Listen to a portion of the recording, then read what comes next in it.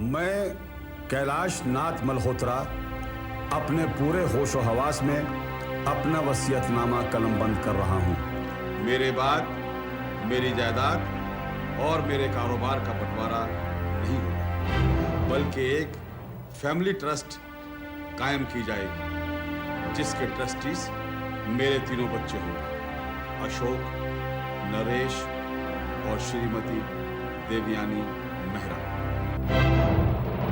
ये तीनों मेरे कारोबार और मेरी जायदाद की देखभाल करेंगे। इन तीनों को उनके निजी खर्च के लिए सालाना 30-30 लाख रुपए दिए जाएंगे।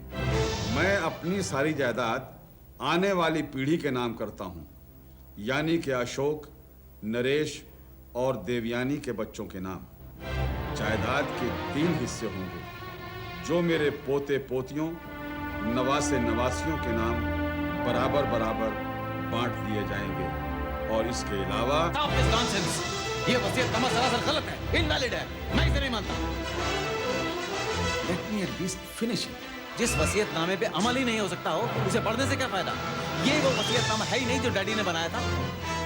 उन्होंने 70% जायदाद मेरे नाम की थी, उसकी एक कॉपी है मेरे पास।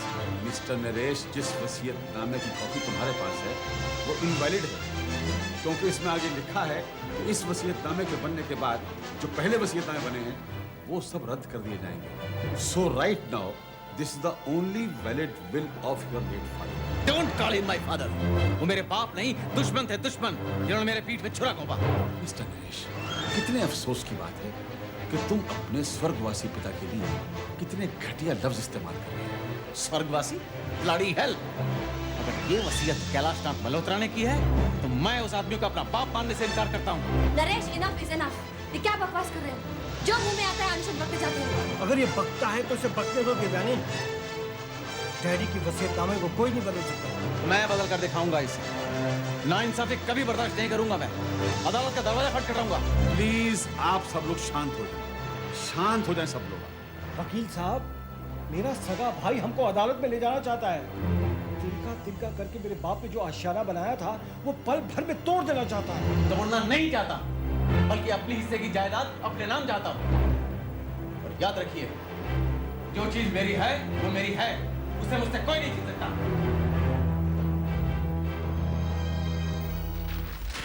देवयानी, देखो तुम्हारे डैडी के बारे में आर्टिकल छपा है। क्या लिखा?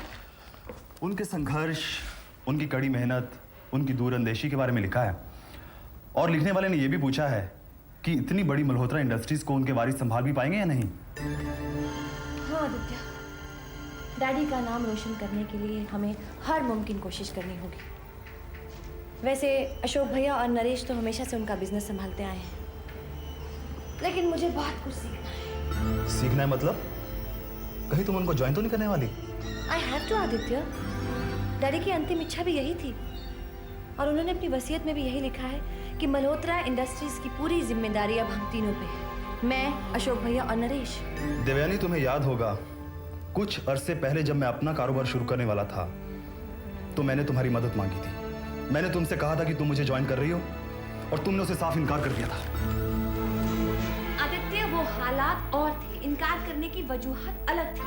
आज अगर मैं मल्होत्रा इंडस्ट्रीज ज्वाइन कर रही हूँ तो सिर्फ इसलिए कि मैं डैडी की अंतिम इच्छा पूरी कर सकूं। यानी कि जब तक मैं जिंदा हूं तुम मेरा साथ नहीं दोगी, और जब मैं नहीं रहूंगा तब तुम मेरा कारोबार संभालोगी, यही ना?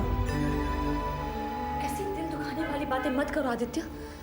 मैंने अपना घर छोड़ा, डैडी को छोड़कर यहाँ चली आई, क्या इस दिन के लिए, ये सब सुनने के लिए? ये एहसान तुम पहले भी कई बार जता चुकी हो। एहसान नहीं जता रही हूँ, एहसास दिला रही हूँ तुम्हें कि ये औरत जो तुम्हारी बीवी है, इसे समझने की कभी तो कोशिश करो। वही तो कर रहा हूँ देवयानी, वही तो कर रहा हूँ। और फिलहाल एक ही बात समझ में आ रही है कि गरीबी के चंद रोज अपने पति के साथ गुजारने के बाद तुम फिर वही दुनिया में लौट जाना चाहती हो जहां सोने चांदी की चमक दमक, बेशुमार दौलत और सारी ऐशो आराम है। आदित्य, तो मुझे सोने चांदी का आकर्षण है, मैं रुपए पैसे कमाऊं। मैंने तो ये सोचा था कि जिंदगी में उठाया गया हर कदम कोई और समझे ना समझे, आदित्य जरूर समझ जाएगा, मगर डैडी से ये उम्मीद नहीं थी मुझे। चुपचाप अपना वसीयतनामा कब बदल डाला किसी को पता तक नहीं चला। फरेब दिया है उन्होंने मुझे, धोखेबाजी की है मुझसे। धोखेबाजी, फरेब, डैडी के ऐसे अपमानजनक शब्द कहते हो तुम्हें शर्म नहीं आती है? आएगी शर्म बड़े भैया, जो सच है वही तो कह रहा हूं ना मैं, और सच कहने में किसी की कोई तौहीन नहीं होती। तुम बहुत ही मिट्टी के बने हुए हो। तुम्हारे लिए रिश्ते नाते जिंदगी मौत की कोई अहमियत नहीं है। डैडी की चिता की आग अभी तक बुझी नहीं है और तुम वसीयतनामे और जायदाद का बिखरा लेकर शुरू हो गए हो। बहुत बढ़ चढ़कर तरफदारी कर रहे हैं बड़े भैया। कहीं ऐसा तो नहीं कि इस नए वसीयतनामे के बारे में आपको पहले से ही पता था? हो सकता है कि इसमें जो रद्दोबदल किए गए हैं वो भी आप ही के इशारे पर किए गए हों।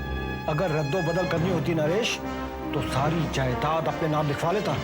ऐसी बेवकूफी आप क्यों करने लगे बड़े भैया? तब तो दुनिया यही कहती ना कि बड़ा भाई छोटे भाई और बहन का हक मार गया।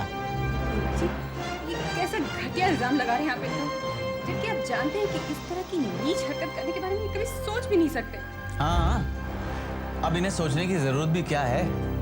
डैडी के सबसे लाडले और फर्मा बरदार बेटे भी तो यही हैं, तो जायदाद का सबसे ज्यादा फायदा भी इन्हीं को होना चाहिए। पिंकी 2 साल के बाद 18 साल की होने वाली है, तब 1/3 हिस्सा जायदाद का उसके नाम हो जाएगा। बस और क्या चाहिए इन्हें? इनकी तो लाइफ बन गई, फ्यूचर सिक्योर्ड। तो क्या पिंकी सिर्फ हमारी बेटी है? आपकी कुछ नहीं लगती? कोई रिश्ता नहीं है आपका उससे?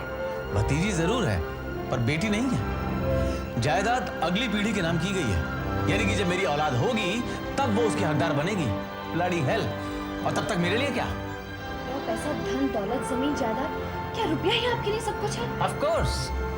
रुपए की अहमियत के इस दौर में आज हर चीज उसी से नापी और तौली जाती है बरखा। गलत कह रहे हैं आप। जिंदा रहने के लिए रुपया जरूरी है, लेकिन जिंदगी की खुशियों के लिए रुपए से कहीं ज्यादा जरूरी है अपनों का प्यार। माँ बाप, भाई बहन, पति पत्नी की चाहत। सब वक्ती। जब सूखा पड़ता है तब माँ की ममता, बाप का प्यार 2 मुट्ठी अनाज के लिए 2-2 रुपए में बिकता है। पैदा होने से लेकर जिंदगी की आखिरी सांस तक सब इंसान इसी रुपए के लिए मोहताज होते हैं। नो बड़े भैया, इस वसीयत को बदलना होगा। मैं जानता हूं आप तो मानेंगे नहीं, लेकिन मुझे अपने हक के लिए लड़ना आता है। बाय।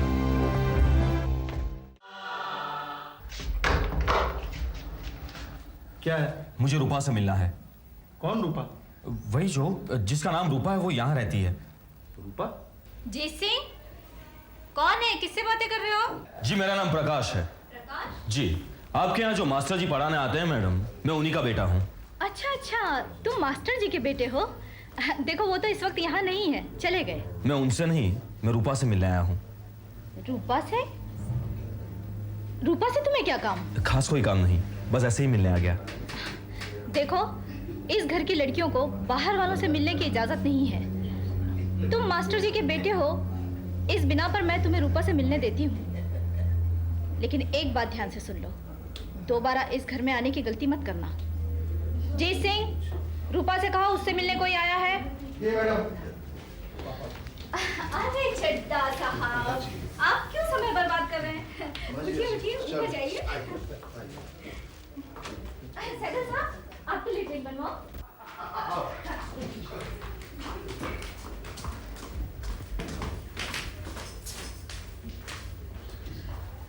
प्रकाश जी, हेलो रूपा, कैसे हो तुम?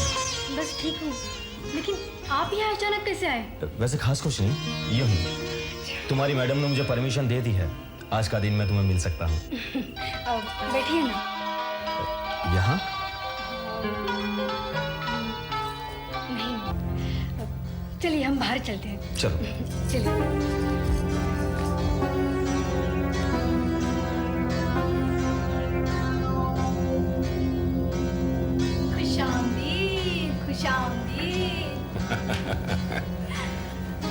ये जंगली फूल कहाँ से लाए? ये यही रहती है मेरे साथ। हाँ, अजीब इत्तेफाक है। एक बार पहले भी इससे मुलाकात हो चुकी है, फुल हो गई थी। हो, आज देखा तो तुम्हारे यहाँ। लेकिन ये उनमें से नहीं है जनाब, जो आप समझ रहे हैं। खरबूजे के संग रहकर भी खरबूजे में रंग नहीं पड़ता। जर्रा नवाजी के लिए शुक्रिया हुजूर। लगता है बहुत सही समय में आए हैं। ड्रिंक हो जाए? क्यों नहीं? रोजी, धर्म जी के लिए ड्रिंक बनाओ। अकेले तुम पीते नहीं, 2 बनाओ। आओ। इसे तुम घर कह रही हो रूपा? ये तो नरक है, नरक। हो सके इतना जल्दी इसे छोड़ दो। इसे छोड़कर कहाँ जाऊंगी मैं? रूपा, ऐसी कई संस्थाएं हैं जहां अकेली औरत रह सकती है।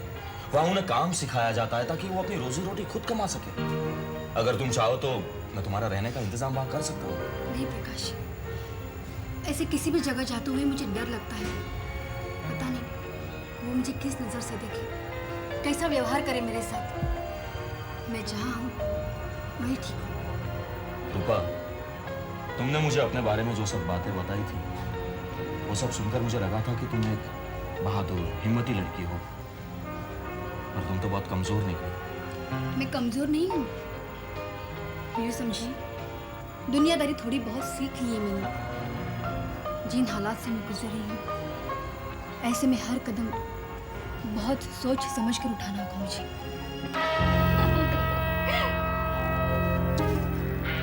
लेकिन खान साहब, आपको इस लड़की में इतनी दिलचस्पी क्यों है?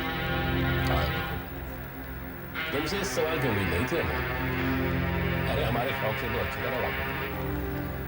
हुस्न के पुजारी हैं हम, और अपना शौक पूरा करने के लिए मुँह मांगी रकम भी अदा करते हैं। वो तो सब ठीक है, लेकिन मैं इतनी जल्दी कुछ कह नहीं सकती। ये लड़की बेचारी अपने बाप की वजह से बेहद परेशान है। रतन सिंह जेल से फरार हो चुका है और उस पर कत्ल का इल्जाम भी है। रतन सिंह? कौन रतन सिंह? वही जो आश्रम वाले मुकदमे में जेल में फंसा था और जिस पर अब कैलाश नाथ के कत्ल का इल्जाम है। हाँ, ये उसी की बेटी है। बड़ी बदनसीब है बेचारी। पता नहीं इसकी किस्मत में कब तक पहुंचेगा लिखा है। अरे इसकी किस्मत हम संभाल देंगे, सारे दिन तक गायब कर देंगे इसके। सिर्फ हमारी पेशकश की तरफ तवज्जो करो, जल्द से जल्द हाँ में जवाब लेकर। उस कमीने रतन सिंह का कोई रिश्तेदार अलीबाग में है? नो सर, उसका कोई भी रिश्तेदार नहीं। तो सुअर का बच्चा गया कहाँ? इतने बड़े इंडस्ट्रीज का खून हो गया, 50 लोगों को मुझे जवाब देना पड़ता है। इंस्पेक्टर, उसकी एक लड़की थी ना जो पुलिस स्टेशन पे मिलने आई थी? जी, उसे पकड़ के ले आओ। उसे जरूर पता होगा उसका बाप कहाँ है। Hurry up.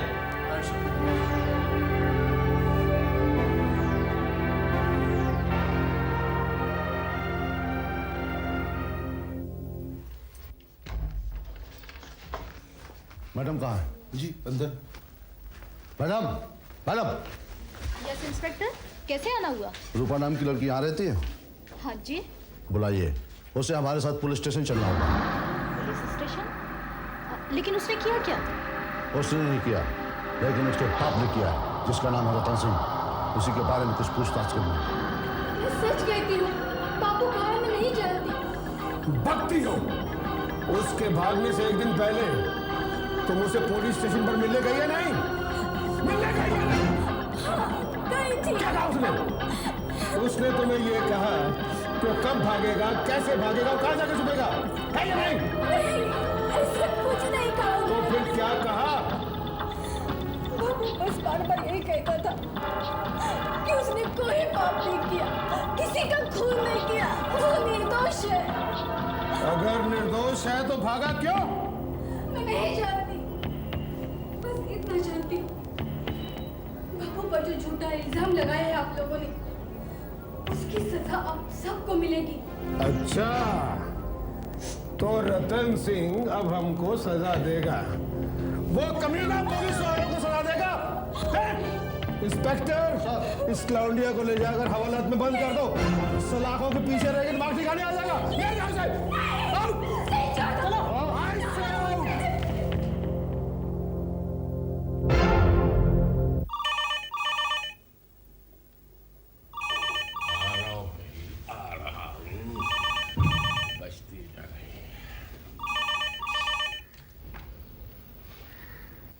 मैडम चोपड़ा है? चोपड़ा साहब, मैं रानी बोल रही हूँ। रूपा को पुलिस पूछताछ के लिए पुलिस स्टेशन ले गई है। लेकिन पुलिस उसे पकड़ के क्यों ले गई? जो कुछ पूछा था वहीं पूछ सकती थी। मैं तो आपसे पहले ही कह चुकी हूँ, ये लड़की बड़ी बदनसीब है। पता नहीं बेचारे की नसीब में और क्या क्या दुख झेलना लिखा है। आप इतनी चिंता मत करिए, कोई ना कोई हल जरूर निकल आएगा। इसीलिए तो मैंने आपको फोन किया। प्लीज चोपड़ा साहब, अब कैसे भी करके रूपा को पुलिस के चुंगल से छुड़ा लीजिए, वरना वो ना जाने क्या क्या उसके साथ में शुरू करेंगे। छुड़ा तो मैं लूंगा, लेकिन उसके एवज में मुझे क्या मिलेगा? एवज में मतलब? देखिए, रूपा के मुतालिक मैंने आपको एक ऑफर दी थी, उसका जवाब मैं अभी चाहता हूँ। मुझे रूपा से पूछना होगा। उसकी आप चिंता मत करिए, लड़की से मैं खुद पूछ लूंगा। आप सिर्फ उसे छोड़ने की कीमत बताइए।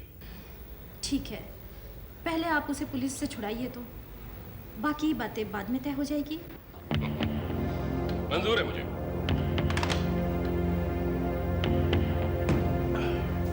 दस, 20, 25। धर्म जी, ये क्या है? क्या गजब गा रहे हो हुजूर? रुपए हैं। देखिए कमिश्नर साहब, मैं कानूनी दाव पेश नहीं जानता। एक जबान जानता हूँ और एक ही जबान बोलता हूँ, सो उसमें बात कर रहा हूँ।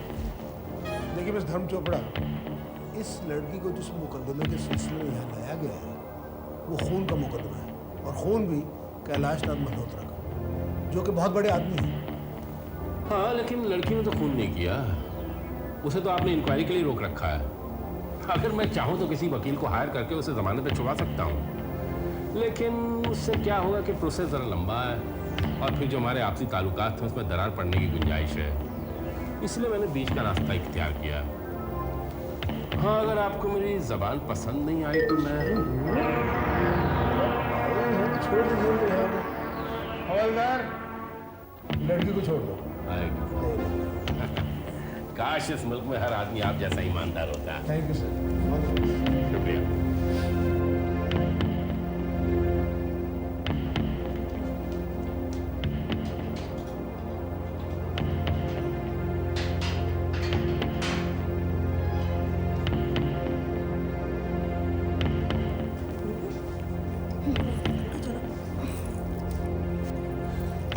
छोड़ दिया। रूपा, देखो तुम्हें आजाद करा दिया ना। आजाद क्यों नहीं करेंगे? जंगली फूल जंगल में ही अच्छा लगता है, कैद में नहीं। घबराओ नहीं, उस दिन हम जरा नशे में थे और तुमने तो बहुत जोर से धक्का मार दिया हमें। हाय गजब। चलिए, अंदर तो नहीं बैठना, चलिए।